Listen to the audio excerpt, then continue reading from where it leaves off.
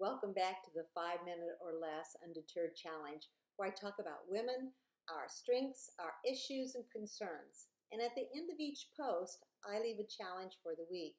Now, if you're a man, I invite you to continue to listen and learn something about your female counterparts. If you happen to miss last week, you can always go to my website, VickiKloosterhouse.com. Well, I remember when my daughter was in college and she and her roommate were frustrated with young men and their potential for being lifelong mates.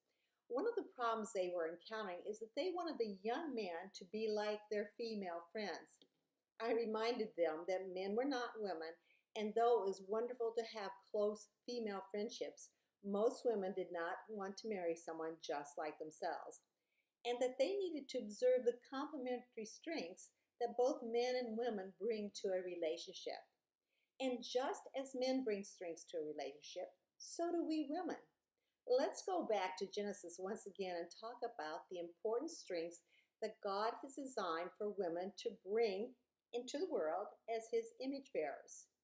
Genesis 2:18 reads, "Then the Lord God said, 'It is not good for man to be alone. I will make a helper suitable for him.'" And then we read in Genesis 2:20b that Adam named all of the animals and no suitable helper was found. Well, the problem with helper can be problematic because over the ages, it's automatically been assumed that as a helper, the woman is less than a man or an individual of lower status, a servant.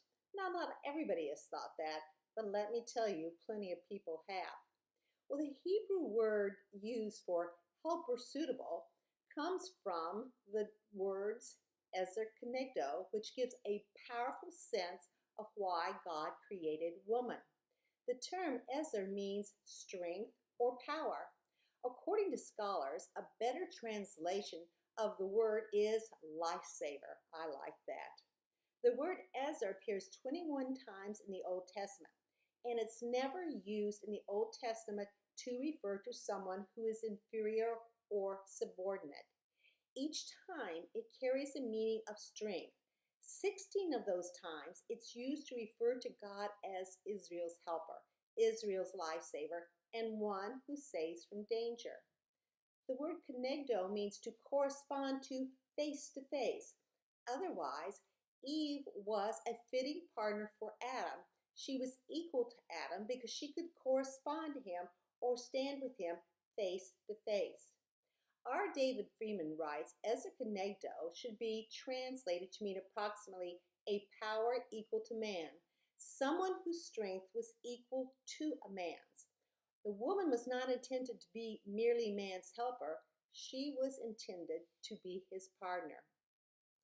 I give a more in-depth explanation of this terminology in the first chapter of my book, Undeterred, which you can go to my website, VickiKloosterhouse.com, and download chapter 1 and 5 for free if you would like. But the point I'm trying to make today is that as women and as God's image bearers, we have been created to be strong and have the power to step out and make this a better world. Whether we're single or married, young or old, as women, we have been called to a unique position as Ezer Kenegdo. We need to bring this God-given strength to the table, wherever we go, wherever we serve. When we don't do this, the world doesn't function as God intended. So whether it's in your family, your community, your church, your work, bring it on, sister, and use your strengths that you have. So here's my challenge for this week. Start to observe what gaps would occur in the family, at work, at church, in the community if women did not use their gifting that God bestowed on them. Notice the value you and other women bring. Compliment other women for the strengths that they bring to the table. And while we're at it, we also can be appreciative of what our male counterparts bring. We need them too. Well, take on this challenge and let me know how it goes. Until next week, be undeterred.